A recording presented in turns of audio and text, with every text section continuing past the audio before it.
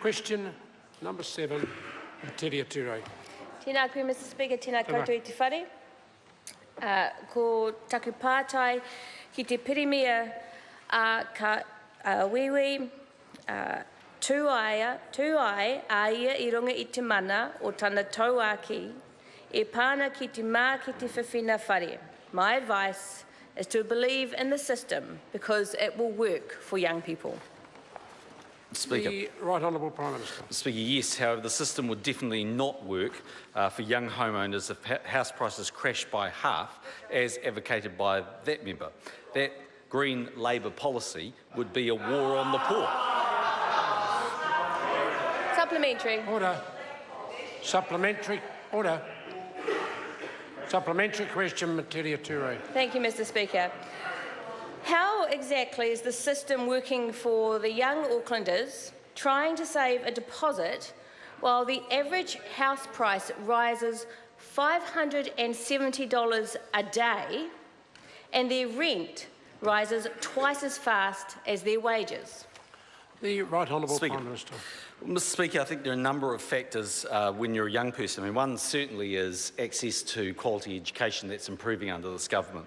I think the second thing is ensuring that there are job opportunities for New Zealanders that ultimately do invest in their education. And we know that unemployment rates are falling and opportunities are rising in a place like Auckland, but in fact, indeed, all around the country, Mr Speaker. Secondly, if we look at a young couple that want to buy a house or a young individual that wants to buy a house, whether it's in Auckland or anywhere around New Zealand, the government has KiwiSaver Home Start, which has recently just had both the income thresholds and the asset price thresholds increased, and that does allow New Zealanders to access those. And if you look at somewhere like Hamilton, for instance, Mr Speaker, over I think it's just under 79% of the sales that took place are in the 550,000 category where KiwiSaver Home Start would work for those youngsters. So I think overall, Mr Speaker, you'd say it is working for people. Supplementary. Supplementary question, Metiria Turei. Thank you, Mr Speaker. How can he argue his policy is working, Home Start included, when in 2001, 46% of people aged between 20 and 40 own their own home, and in 2013, after his policies are in place, that dropped to only 35% of people aged 20 to 40 years old. Mr Speaker, Right Honourable Prime Minister. I'm always suspect about Green Party numbers, but as I say, and I'm pleased that the member did raise the issue of 2001, because as I pointed out today to my good and close friends in the Labor Party, that in that period between 2000 and 2008, so the 2001 period, the period the member's talking about, in that period a staggering national increase of 102% of house prices, and in Auckland an 87% increase in house prices. That probably was a crisis, Mr Speaker, compared to the 43% increase under a national-led government and 82% respectively. Supplementary question, Dennis O'Rourke.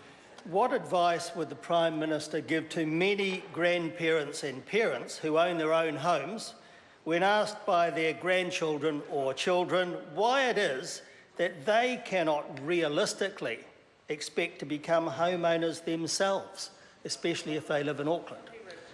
The Right Honourable Prime Minister. Well, Mr Speaker, the first thing I would say to those grandparents is, isn't it lovely that under a national-led government they can give their grandkids a hug in New Zealand where they're now living, as opposed to overseas when New Zealand First was last in government?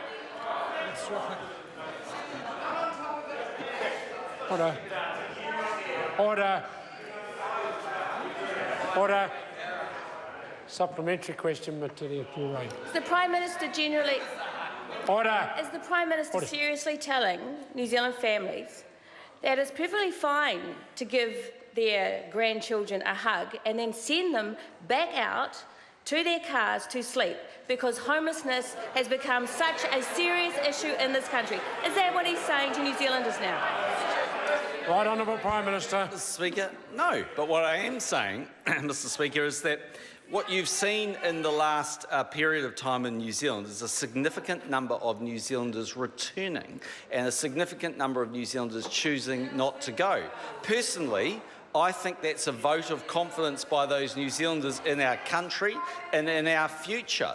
And what the Labour, Greens, New Zealand First parties seem to be saying is New Zealand was so much better when people were deserting the country. And I just don't agree with that proposition. Supplementary. Supplementary question, Metiria Turei. Thank you, Mr Speaker. Does the Prime Minister agree with the World Bank, the United Nations and Demographia that the price-to-income ratio of 3 times the median household income is the standard measure for an affordable home? The Right Honourable Prime Minister. Well, Mr Speaker, I don't think in international cities that would be the case anywhere, I think the member that could quote. So, Mr Speaker, I think what is realistic, though, when looking at affordability for homes is do people have a job to support the mortgage? Are interest rates at an affordable rate for them? Is the prospect if they lose their job or want further overtime likely to be there? Is there, in some cases, assistance from the government, as there is under the national-led government through KiwiSaver Homestart? And most importantly, what's the pipeline of development of housing? In the case of New Zealand and under this government, it's extremely significant. That's why we're seeing a record number of houses being built. Supplementary. Supplementary question, Metiria Turei. Is that the excuse for unaffordable housing that he would give to the principal of an average-sized primary school who would have to spend about 8 times their income to buy a median-priced house in Auckland? I mean, is the housing market working for that family? The Right Honourable Prime Minister. Well, the member talks about an average principal of a New Zealand primary school, I think she quoted.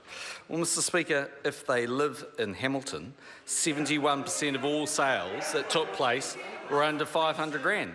But if they lived in Auckland, Mr Speaker, 30% of them took place under 600,000, 37% under 650,000. Mr Speaker, my colleague before was just looking on Trade Me and the number of properties in Auckland that are under 500,000. There are many properties listed there. Not every property that is bought and sold is done so at the medium rate. That is the reality of the property market.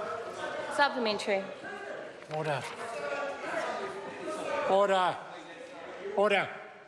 If Mrs King and the Prime Minister wish to have a discussion, I'd suggest they do it in the lobbies after question time. Supplementary. Supplementary question, Metiria Turei. So is it his advice? Order. Order. Prime Minister, there's a question to you. Supplementary question, Metiria Turei. He doesn't want to hear it. Is it the Prime Minister's advice then to a senior station officer in the fire service in Auckland who earns a maximum of $77,000 a year that they should just abandon the city they work in and go and live somewhere else? Is that his advice now?